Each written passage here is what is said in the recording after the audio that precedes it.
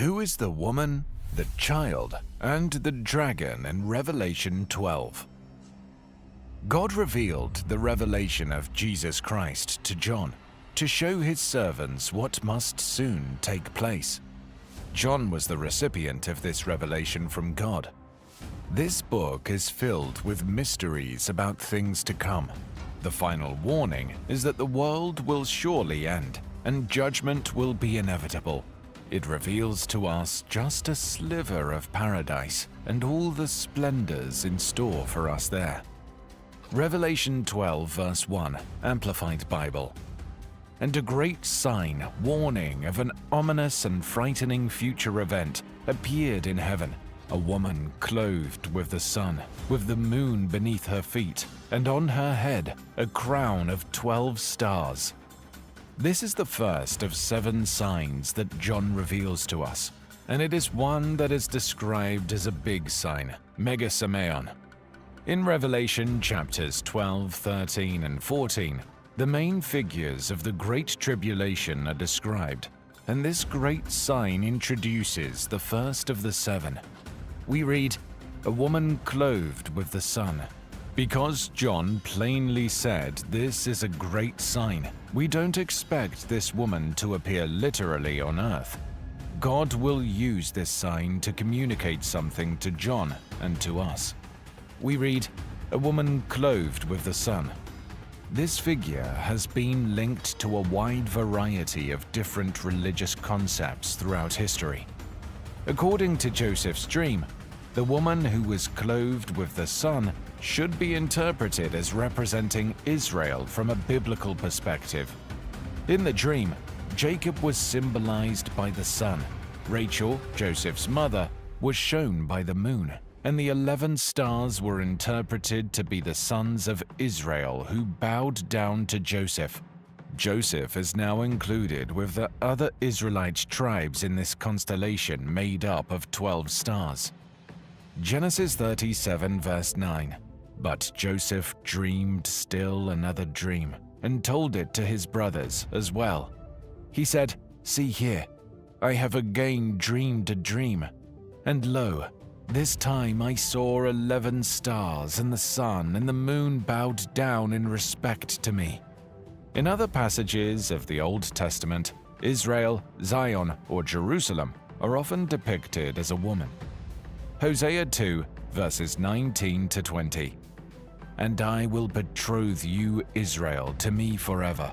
Yes, I will betroth you to me in righteousness and in justice, in loving kindness and loyalty and in compassion. I will betroth you to me in stability and in faithfulness. Then you will know, recognize, appreciate the Lord and respond with loving faithfulness." The woman gives birth. Revelation 12 verse 2.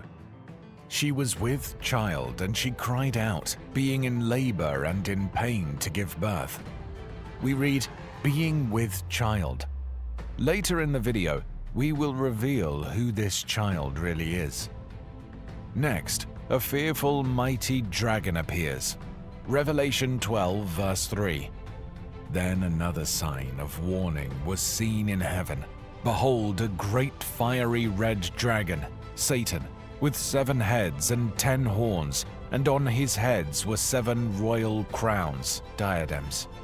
We read, "Another sign appeared in heaven." Once again, we are reminded that the creature mentioned in the text is a symbol.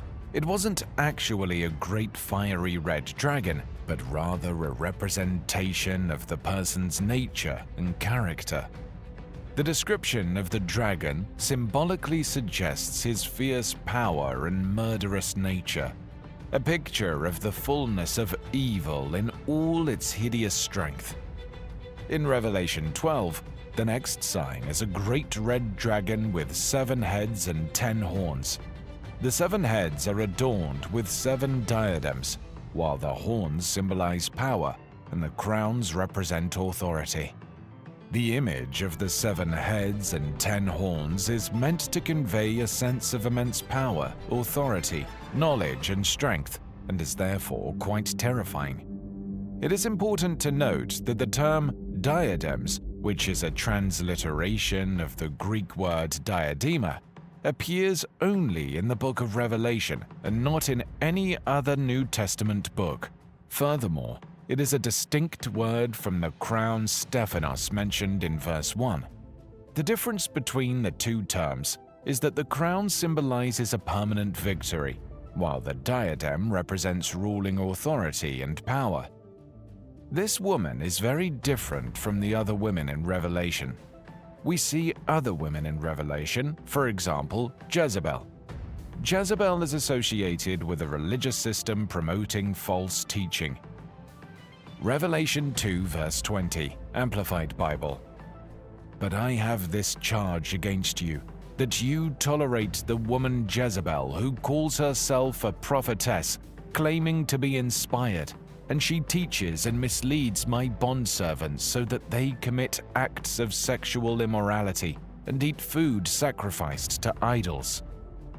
We also meet another woman, the great harlot, who is associated with false religion in Revelation 17 verse 2.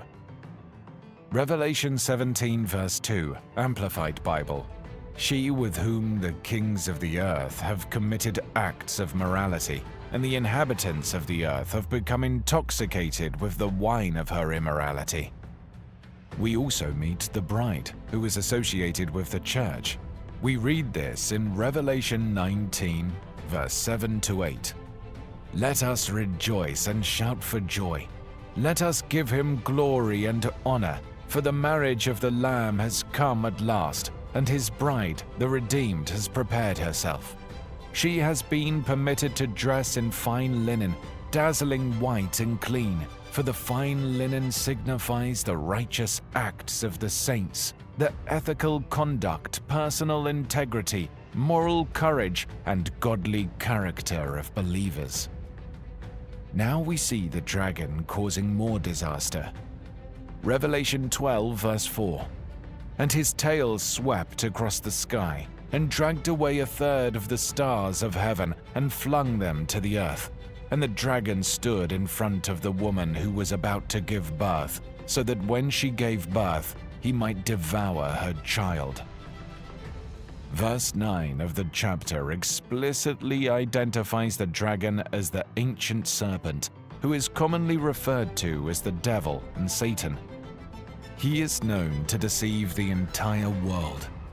Verse 4 further reveals that Satan is waiting for the birth of Christ with the intention to destroy him. God never created an evil being. Instead, he created angels, principalities, and powers who were capable of experiencing immense joy and achieving great distinctions in his glorious domain. However, they were also given free will, which was implicit in the creation of moral beings. As a result, they could exercise this free will to either their eternal benefit or their destruction. Some have remained steadfast in their allegiance to God, such as Michael and his angels, but others have rebelled against the rule of heaven and have become unrelenting enemies of God and his kingdom. We read, a male child who was to rule all nations with a rod of iron. This clearly refers to Jesus Christ, the Messiah, who rules the world with an iron rod. Revelation 19 verse 15. From his mouth comes a sharp sword, his word, with which he may strike down the nations, and he will rule them with a rod of iron, and he will tread the winepress of the fierce wrath of God, the Almighty, in judgment of the rebellious world. The endeavor to devour her child was initially fulfilled by Herod's attempt to kill Jesus as a child. It was also fulfilled during the entirety of Jesus' life, when Satan attacked him. Matthew 2 verse 16 to 18, Amplified Bible. Then Herod, when he realized that he had been tricked by the Magi, was extremely angry, and he sent soldiers and put to death all the male children in Bethlehem and in all that area who were 2 years old and under, according to the date which he had learned from the Magi. Then what had been spoken throughout Jeremiah the prophet was fulfilled. A voice was heard in Ramah, weeping and great mourning, Rachel weeping for her children. She refused to be comforted, because they were no more. The child. Jesus' ministry is described by its earthly beginning and end. She bore a male child who was to rule all nations with a rod of iron, and her child was caught up to God and his throne. It is clear that the figure depicted in the passage is Jesus. Therefore, the woman mentioned in Revelation 12 verse 1 cannot symbolize the church, as Jesus is the one who gives birth to the church, not the other way around. Hence, the woman must represent either Mary or Israel, the only two entities who could have given birth to Jesus. Further analysis in Revelation 12 reveals that this woman is indeed Israel and not Mary. The dragon, Satan, is attempting to devour the child, Christ. However, the Christ is born and caught up to God and to his throne. Satan attempts to kill the Christ, but Christ is raised from the dead and ascends to the Father. The vital image to identify this woman is in describing her labor pains. This prophetic image is found in a few places in the Old Testament. Micah 4 verses 9 to 10. Now why do you cry out loudly? Is there no king among you? Has your counselor perished? For agony has gripped you like a woman in childbirth. Writhe in pain and labor to give birth, O daughter of Zion, like a woman in childbirth. For now you shall go out of the city, live in the field, and go to Babylon. There you will be rescued. There the Lord shall redeem you from the hands of your enemies. Micah prophesied that Israel would be taken captive to Babylon, experiencing intense pain like that of a woman in labor. However, amidst their suffering, they would be rescued and redeemed by God. Micah continued to use this imagery a few verses later in his prophecy. According to Micah, the nation's suffering will continue until the remnant brings about the birth of the Messiah. The prophecy was a message of hope, as the Messiah will come and guide his followers with the strength of the Lord. The prediction of labor pains symbolizes the suffering of the physical nation of Israel, which would lead to the purification of its people. Revelation 12 verses 6 to 7, Amplified Bible. Then the woman fled into the wilderness, where she had a place prepared by God, so that she would be nourished there for 1,260 days, 42 months, 3.5 years. And war broke out in heaven. Michael, the archangel, and his angels waging war with the dragon and his angels fought. The woman flees for protection in a place prepared by God. The spiritual nation, the true people of God, are preserved for 1,260 days. This represents a specific period of time characterized by distress, persecution, and tribulation. Despite being under attack by Satan, the people of God are spiritually secure. It is commonly believed that Satan resides in hell. However, currently he is not there, although it is certain that he will end up there. The popular image of Satan as a red figure with horns, tail, and a pitchfork is a far cry from the biblical portrayal. Surprisingly, Satan can even enter heaven as per Job 1. He may visit the presence of God. A battle occurred in heaven, where Michael and his angels fought against the dragon and his angels. The dragon was defeated and cast down to earth along with his angels. Revelation 12 describes a cosmic spiritual conflict where the devil and his minions march on heaven. Despite their efforts, the dragon was not successful in his fight. The archangel Michael served as God's champion and was the commanding general of God's forces. This is revealed in Revelation 12 verse 9. Daniel 12 verse 1. Now at that end time Michael, the great angelic prince who stands guard over the children of your people, will arise. And there will be a time of distress such as never occurred since there was a nation until that time. But at that time your people, everyone who is found written in the book of life will be rescued. Michael and his angels succeed in throwing Satan and his people from heaven to earth. The main way Satan attacks the people of God is blasphemy. He is the accuser of our brethren. Revelation 12 verse 10. Then I heard a loud voice in heaven saying, "Now the salvation and the power and the kingdom, dominion, reign of our God and the authority of his Christ have come. For the accuser of our believing brothers and sisters has been thrown down at last. He who accuses them and keeps bringing charges of sinful behavior against them before our God day and night. Satan will lose the conflict." Revelation 12 verse 9. And the great dragon was thrown down, the age-old serpent who is called the devil and Satan, he who continually deceives and seduces the entire inhabited world. He was thrown down to the earth, and his angels were thrown down with him. John then offers a simple strategy believers through the ages have employed to overcome Satan's attacks. A threefold plan against the devil's assaults: covering, confession, and courage. The effect of Christ's victory on the cross over Satan and sin is declared in verse 10.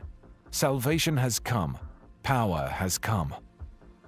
Revelation 12 verses 10 to 12. Then I heard a loud voice in heaven saying, "Now the salvation and the power and the kingdom, dominion, reign of our God and the authority of his Christ have come.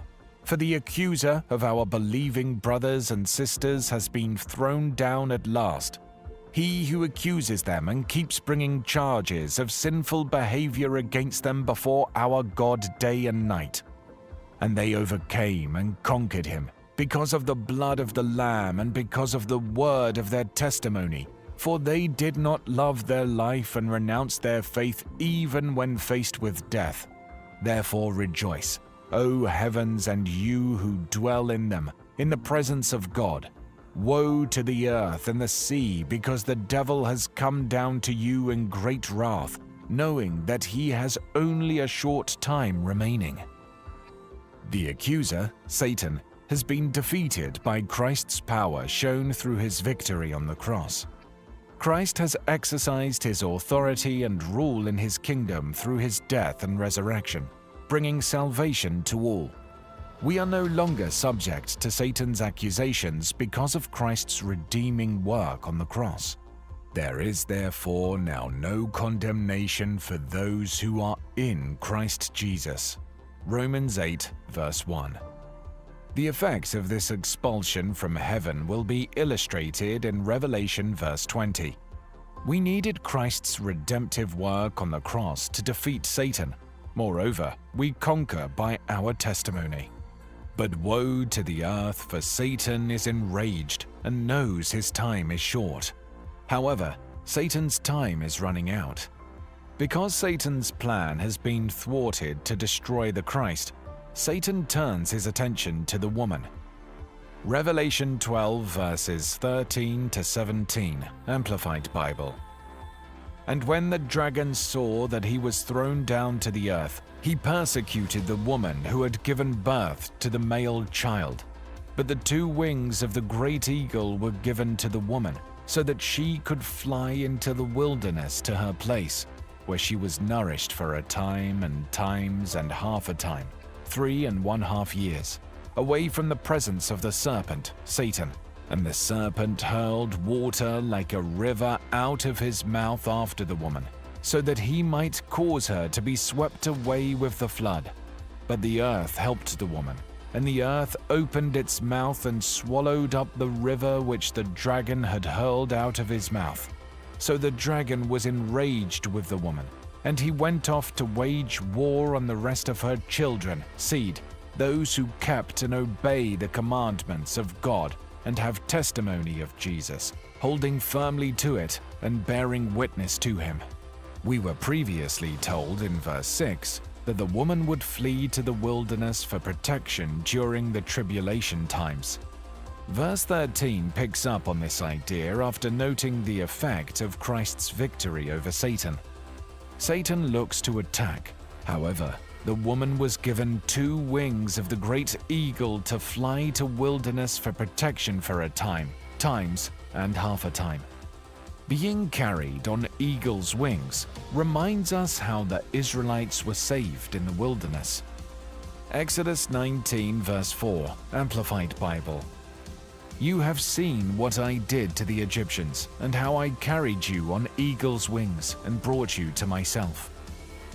Satan relentlessly attempts to destroy the true followers of God, but his efforts are in vain, as indicated in verse 16. However, his failure only fuels his anger, and he shifts his focus to the other believers who kept the commandments of God and hold to the testimony of Jesus, as mentioned in verse 17. This reveals Satan's hostile attitude towards those who believe in Jesus. The chapter provides us with a time frame for these events. The woman represents the remnant of Israel who remain faithful to the Lord and bring forth the Christ. Satan attacks the woman, but she is protected. All that is left is for Satan to take his attack. He is going to make war with the rest of her offspring. In chapter 13, we will see how Satan plans to target the church in the future. Despite his attempts to defeat Christ, Satan was unsuccessful. His next move is to attack the church, specifically those who keep God's commandments and hold to the testimony of Jesus. Jesus let us know the truth about the kingdom of Satan. This occurrence happened after the Pharisees had blamed Jesus for breaking the laws of the Sabbath. The Pharisees were noted for their love of regulations and their knowledge of Scripture. "They're breaking the law," they exclaimed when they observed Jesus' disciples picking and eating grain on the Sabbath. You couldn't work on the Sabbath according to Mosaic law, but the Pharisees had added so many more restrictions and scenarios to the way the Sabbath was handled that they equated the disciples' conduct to laboring in the grain fields. Matthew chapter 12 verses 22 to 24. Then they brought him a demon-possessed man who was blind and mute, and Jesus healed him, so that he could both talk and see. All the people were astonished and said, "Could this be the son of David?" But when the Pharisees heard this, they said, "It is only by Beelzebul, the prince of demons, that this fellow drives out demons." The Pharisees were unable to deliver the man, but Jesus did. Their argument was that he worked via Satan's strength rather than God's. They disagreed with Nicodemus' assessment of his miracles. For the Pharisees, slamming Jesus for keeping the Sabbath wasn't enough. When Jesus healed a demon-possessed man and the people went crazy, the Pharisees accused him of casting out demons using the power of Beelzebul, or Satan, the demon's ruler. Jesus knew their thoughts and said to them, "Every kingdom divided against itself will be ruined, and every city or household divided against itself will not stand. If Satan drives out Satan, he is divided against himself. How then can his kingdom stand? And if I drive out demons by Beelzebul, by whom do your people drive them out?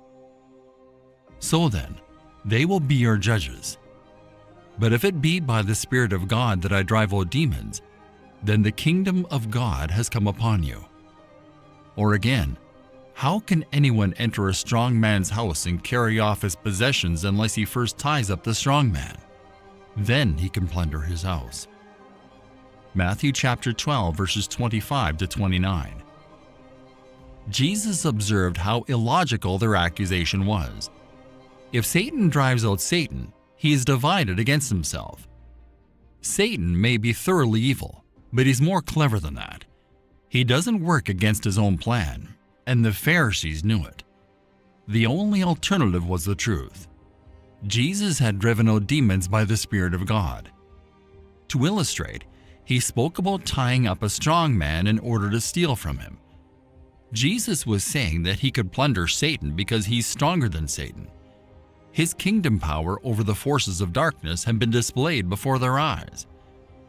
"Whoever is not with me is against me, and whoever does not gather with me scatters. And so I tell you, every kind of sin and slander can be forgiven, but blasphemy against the Spirit will not be forgiven.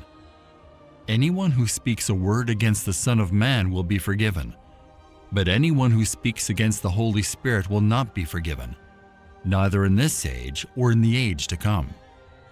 Matthew chapter 12, verses 30 to 32. The Pharisees were amazed by Jesus' power over the demon, and he assured them that all sins and blasphemy could be forgiven. That's why he showed up. Blasphemy against the Spirit, on the other hand, shall not be tolerated. Through Jesus' tremendous words and acts, God revealed the truth about who he is. Anyone who rejects the Holy Spirit's power manifestation and blames it to the devil is rejecting salvation.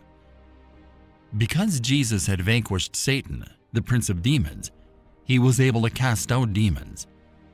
Jesus invaded Satan's kingdom, defeated him, and took his wealth. The Spirit of God, not the power of the evil one, gave Jesus triumph. The kingdom of God has come upon you. Luke chapter 11, verse 20. This signifies that God has triumphed over Satan, and mankind must choose whose side they will support. Compromise is out of the question. Either we are with God or we are against God. Make a tree good and its fruit will be good, or make a tree bad and its fruit will be bad. For a tree is recognized by its fruit. You brood of vipers, how can you who are evil say anything good?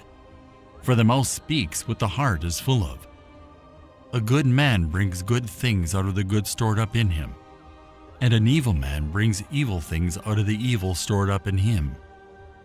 But I tell you that everyone will have to give account on the day of judgment for every empty word they have spoken. For by your words you will be acquitted, and by your words you will be condemned. Matthew chapter 12, verses 33 to 37. Jesus now goes on the offensive and declares with two scathing denunciations of the Pharisees the consequences of those who oppose his messianic ministry. First, Jesus begins by throwing down the gauntlet. He who is not with me is against me, and he who does not gather with me scatters. There is no middle ground with Jesus. Either he is or he isn't the Messiah. Because the Pharisees have already established that he is not, they will oppose him as they have shown. This saying, however, has a lot of meaning for everyone who hears it. The multitudes have been given numerous chances to repent and enter the kingdom, but their window of opportunity is closing fast.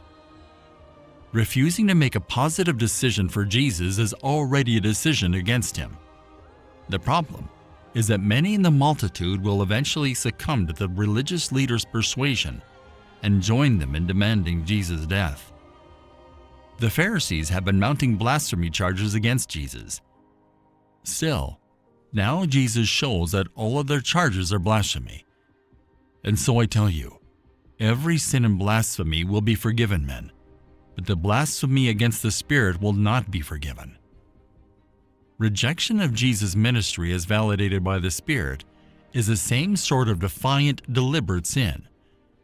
By attributing the work and power of the Spirit to Satan, the Pharisees are displaying the highest dishonor to God. To reject the evidence of exorcisms and healings and miracles is to reject the kingdom's offer of forgiveness of sins.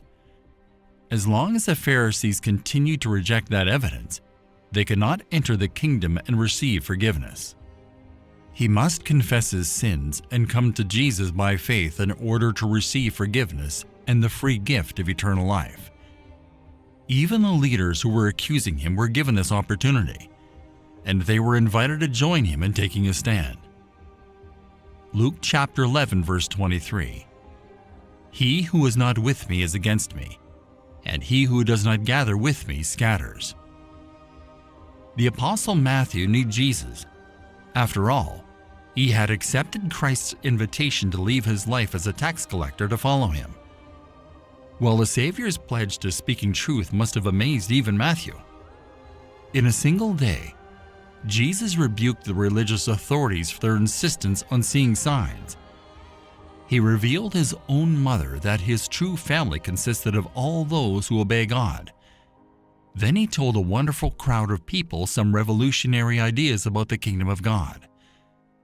This tax collector turned disciple remembered Jesus as the kind of leader who spoke the word of God with great confidence and control, but who also spoke so that only those who truly desired to know the truth could sense his meaning. He realized Christ as the kind of leader who didn't necessarily say what the people enjoyed to hear, but one who always said what they needed to hear. Not everyone who heard Jesus' words understood and applied them. Some eagerly acquired his truth, while the hearts of others had grown too hard to hear him. So it was then, so it is today. However, it is not the leader's job to prepare human hearts to receive God's truth, and rather, it is his or her responsibility to speak that same truth with all the authority he has given his servants.